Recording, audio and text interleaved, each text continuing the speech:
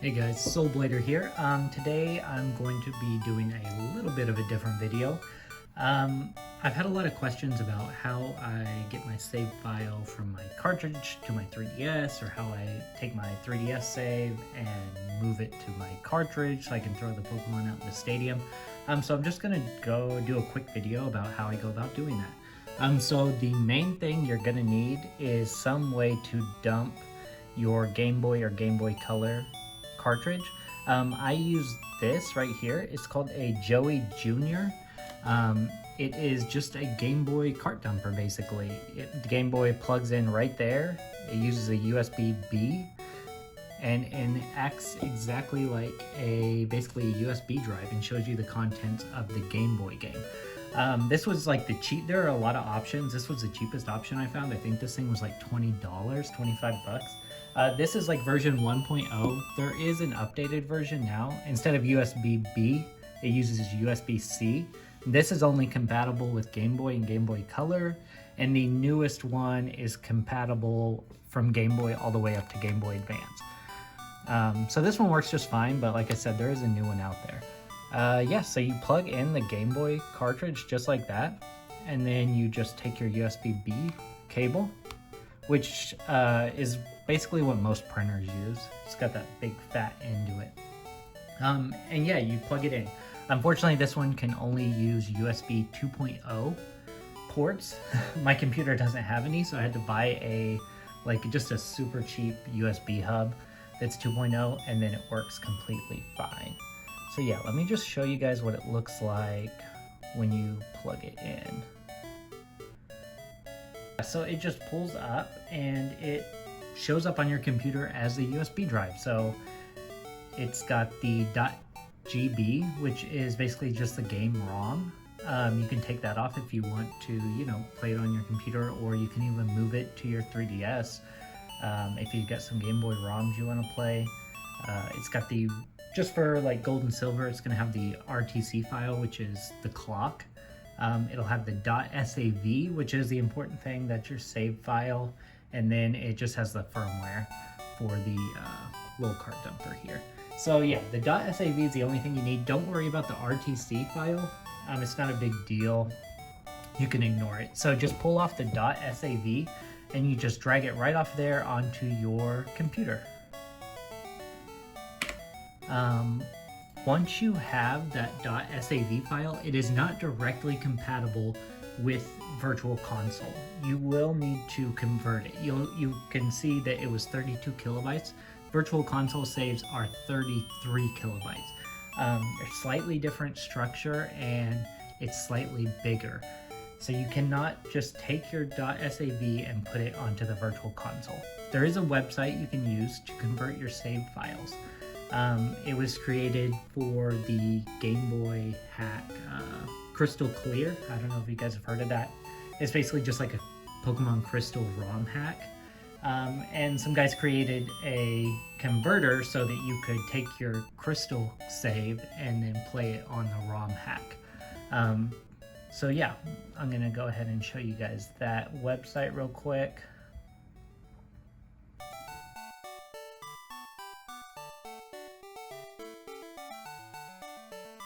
Okay, there we go. So it's just like the gold silver crystal to VC save converter. Yeah, it's just as easy as this. So you just choose your file on there, and you will just choose the file.sav. You'll hit OK, and then it will output a save.dat. And that is what you can put onto your 3DS to actually get it to load up correctly. So yeah, let me just exit out of that. So then once you have that, you will need custom firmware on your 3DS. And once you take that .dat file, you can just, you'll have to, what I use is a program called Checkpoint on the 3DS. So you will just need to, make sure that is loaded on your 3DS. And then where you'll go is like saves. You can choose the game, Pokemon Crystal, and then I have just a backup called Crystal Cart. And then there you go. That's where you will put the save.dat file. The secure value, just go ahead and delete that. If you are dragging on a new save, sometimes it can corrupt if the secure values don't match up, but it's not important. You can just delete that secure value and it will just create a new one. Let's see. It will create a new one when you load up the game. So yeah, so that's where you'll put the save. And then to get it in there, you'll go to the actual checkpoint program. Yeah, and then you can just choose the game you want. And then you can choose like the actual cartridge or what save you want to put in there. So you'll want to say just restore. Yes. All right, and then the save file is in there. So then you can just straight up go over to it and it will just load up. I will say before doing any of this, just make sure you have a backup for your saves. Just in case something goes wrong. I've had many times where I thought I'd lost something and having a backup has really saved me. A word of warning, when you're moving it back to the cartridge, I would say just make sure you reset the clock. You can either do that through inputting a password at the main screen. You can look up online how to do that. I'll leave a link in the description on where to go to get that password. So reset the clock, because if the clock that's on the cartridge doesn't match up with the save file you're putting on there, it can throw an error and say save corrupted. Now the save is still good. You can take that save back off of the cartridge, reset the clock, and then put it back onto the cartridge. But it's better to just be err on the safe side and reset the clock before you put anything back onto the cartridge. Other than that, yeah, so that's moving it from the cartridge to the 3DS. It's a little more complicated because you do have to convert the file. Now, if you wanted to take a save file from the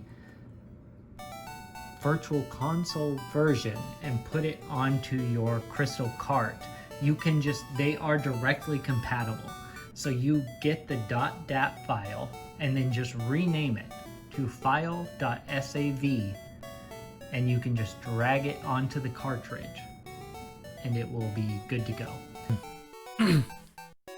Another really good thing is that once you've already taken the save and converted it, whether you've moved it to the 3DS or not, if you put that same save file back onto the cart, then at any time in the future when you need to take it off,